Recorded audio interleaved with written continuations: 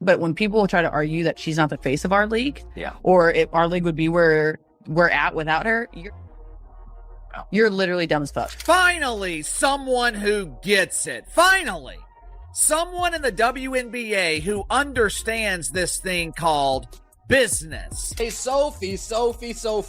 If they didn't like you then, they sure aren't going. The most incendiary podcast episode in WNBA history was just released by Sophie Cunningham, and her remarks are going to send shockwaves across the basketball community. The unofficial bodyguard for the Indiana Fever just lost it on anyone who dares disparage Caitlin Clark will be completely astounded by what she disclosed. Letting it all out and not holding back. She calls out the old guard. She calls out the people out there who refuse to say Caitlin Clark is the face of the league. Cunningham did more than just defend herself in her recently launched podcast, Show Me Something with Colin Cowherd's The Volume Network. Her teammate, she used rhetoric that was so unvarnished and unadulterated that she destroyed everyone who questioned Clark's influence, that the internet is currently being disrupted by it. Like, I'm not saying that your job is easy, but when it is a simple call right in front of your face multiple times. What are you doing? Here's the shocking revelation that has everyone talking, though. Cunningham's furious response to Indiana's recent remarks, Fever leadership that rendered her utterly dumbfounded. These days, it goes beyond simple team allegiance. This player is prepared to represent women's basketball at war. Prepare for the most brutal, taken one you've ever heard, as Sophie Cunningham simply expressed what everyone has been considering. Although most WNBA players have no idea how to become stars, there is one player in this dump with a functional brain. Officially, Sophie Cunningham has had enough. After witnessing Caitlin Clark being mistreated and singled out, she just launched the most vicious verbal attack in podcast history after being undercut for months. What about her target? Does anyone dare doubt that Clark is the WNBA's unquestioned face? You really are as stupid as hell. These 4 words are currently trending on all social media platforms after Cunningham's explosion. On her new show platform, however, that was only the start of her flaming hot opinions that are revolutionizing the basketball world. Burning just a few days ago, Cunningham joined Colin Cowherd's The Volume Network, and her first episode became an immediate classic. She didn't hold back when supporting her co-host, Bravo star West Wilson, against the detractors and bigots. The jealousy of Caitlin Clark was the topic of conversation. Sophie Cunningham was criticizing those who refused to acknowledge that Caitlin Clark is the face of the WNBA. It annoys me, she said, her voice full of fury, when I witness others claiming that Clark isn't the face of this. You're just being incredibly stupid, league. It pisses me off when people are like, she's not the face of the league. Who would be? What? Sabrina? No. No, there's really good, well-known people in our league. I'm not discrediting them. Hell yeah to that. I'm all for that. But when people try to argue that she's not the face of our league, or if our league would be where we're at without her, you're literally dumb as fuck. The impact is real, the figures are real, and anyone who cannot see it is blind. However, this is where the narrative diverges, utterly crazy, according to people close to the group. Recent remarks left Cunningham dumbfounded, from the leadership of the Indiana Fever, and her podcast surge may be a direct reaction to behind-the-scenes drama that viewers were unaware of. I've seen players in our league try to toughen up Caitlin. We call her CC. For even when I wasn't on her team, I know the talks that Phoenix had in the locker room of no, we're gonna prove her, we're gonna show her what the W really is. You know what I mean? And I get it to a certain extent. And every rookie coming into the league, that's how you're gonna treat them. But there's just more for her. So it's her second year, and now being on her team and seeing it, I'm what are people doing? Actually, it's just too much. You've witnessed players in our league attempt to make Caitlin more resilient. Cunningham disclosed. We call her CC, revealing the grim reality of what Clark encounters in each and every game. Even though I wasn't on her team, CC, I am aware of the true agenda against her, and it's simply excessive. WNBA. Sophie Cunningham also talks about how teams target being rough with Caitlin Clark. We gotta toughen her up. We gotta rough her up a little bit. We gotta really show her what it's like. Over here, every WNBA fan should shudder when they hear those words. Cunningham is confirming our collective suspicions. The most well-liked player in women's sports is being targeted and intimidated by a concerted campaign throughout the league history of basketball. Cunningham isn't merely speaking, though. On the court, she has been supporting it. Recall the moment she began that heroic battle to protect Clark. From the Connecticut Sun, that was more than just a spontaneous feeling, that player was prepared to offer assistance to her teammate. She isn't being adequately protected by the referees. During a different segment, Cunningham blasted. I've witnessed enough dirty plays, cheap shots, and targeting to be aware that right now, something has to change.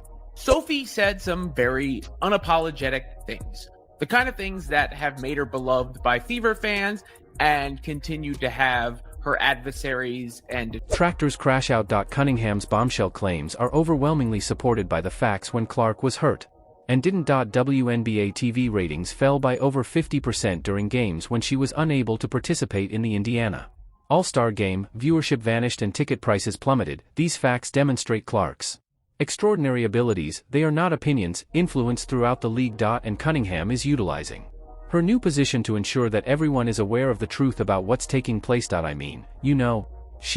She has changed our game in the best possible way in every way. And so just to be alongside of her. However, this is what gives Cunningham's podcast eruption even more potency. She is not merely standing up for Clark, she is standing up for her as a teammate because she has witnessed the disrespect from within the organization. Cunningham was allegedly rendered stunned by remarks made by the Fever leadership, which implies even on Clark's own team, there may be conflict. Are there members of the organization that don't quite understand what do they have in Clark? Cunningham's harsh reaction implies that she saw something that went too far, something that infuriated her so much that she had to correct the record on her new podcast site.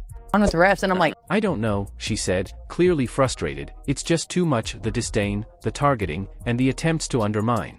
I can no longer keep quiet about what she has accomplished. The unadulterated passion in Cunningham's voice throughout these passages demonstrates this content isn't limited to podcasts. This is sincere rage from someone who witnessed her teammate being mistreated unfairly for an extended period. The fact that Cunningham isn't just any player searching makes the issue even more volatile. In order to get attention, she has insider information, is Clark's teammate, and protects her on the court. Of all that has been going on in the background, she claims that there is a plot against Clark when she discusses the officials' lack of protection and the teammates' attempts to toughen her up.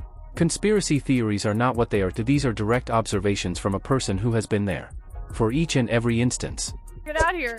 But it's funny now that, I told the people upstairs, I was like, I will be her Sabrina Carpenter any day to her Taylor Swift. Like, I am so excited for this. And I just think, honestly, she's just a great human too. She has a lot of pressure and a lot of eyes on her shoulders, and she handles it so gracefully, and she's just a great human. So I'm just excited to be a part of something like that. And she passed. Cunningham's podcast's blunt honesty is exactly what the WNBA needs at this moment. Someone who is prepared to tell the truth regarding the disdain, targeting, and unfair treatment that the biggest star in the league has been subjected to. For Clark followers worldwide, dumb as has become their battle cry, and Cunningham just given them the ideal soundbite to use against anyone attempting to downplay the significance of their preferred player. However, this show is about more than just supporting Clark, exposing the poisonous culture that permits superstars is the goal. To be singled out and treated disrespectfully without repercussions.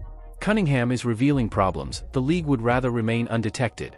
that, and then I'll get fined for this. And then Yes, the significance of this message is demonstrated by the fact that she decided to go thus far in her debut episode. To her, neither the material nor the talking points were pre-planned. This was someone's unadulterated, pure emotion. She has seen too much injustice. Ratings dropped by more than 50% when Clark sustained that injury and missed nearly a month of work, Cunningham said, providing specific evidence to support her claims. How are those statistics possible for anyone to look at and continue to wonder if she represents this leader? not even just the league, but like women's basketball as a whole around the world. No, I think it's awesome. I think it's so funny because she's like 22, 23 years old, and the whole world is watching her. Yeah. Like it is a cult following. I'm not kidding. No, it's wild. Like, The airport today. Insane. It was like 22. There is no denying the statistical proof of Clark's significance each time she is not in the lineup. There is a sharp decline in WNBA interest. TV ratings skyrocket as the venue sells out every time she performs. Cunningham's readiness to employ her enthusiasm for this issue is evident in the forceful words she uses. She's not attempting to be tactful or politically accurate. She is attempting to make people aware of the true significance of Clark to women's basketball. The timing of this podcast launch, paired with the explosive content, shows Cunningham has been preparing this defense for some time. She used the volume network to secure her platform, and right away, utilized it to present the strongest defense of Clark that we have ever heard. The league is currently dealing with a public. Cunningham's blunt honesty caused a breakdown in relations. When one of their own players calls out, how do they react? The system and fervently defending their biggest star. This is not going away anytime soon. Now that Cunningham has a weekly podcast platform, she can keep bringing attention to these problems and defending Clark in the event of fresh instances. The WNBA recently acquired its most fearless supporter of equitable treatment of celebrities.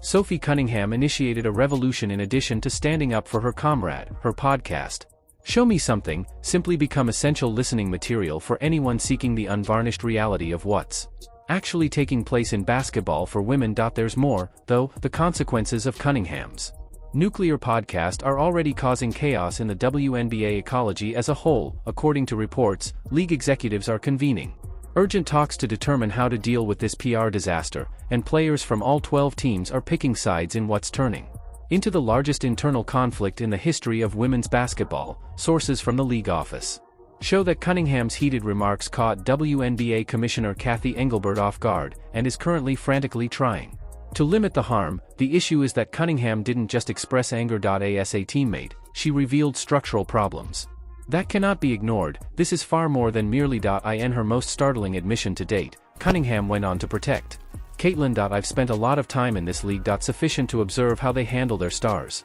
and what I've seen behind closed doors would make you boil your blood. The veteran of the Phoenix Mercury then revealed a shocking revelation that no one anticipated. You recall Diana Taurasi's being taken advantage of whilst in her prime. Identical playbook. They allow veterans to be singled out because it generates narratives for television. Fans were unaware of the connections made by those words. Cunningham is proposing that in order to create drama, the league has a history of permitting its best stars to be singled out and treated disrespectfully for skill,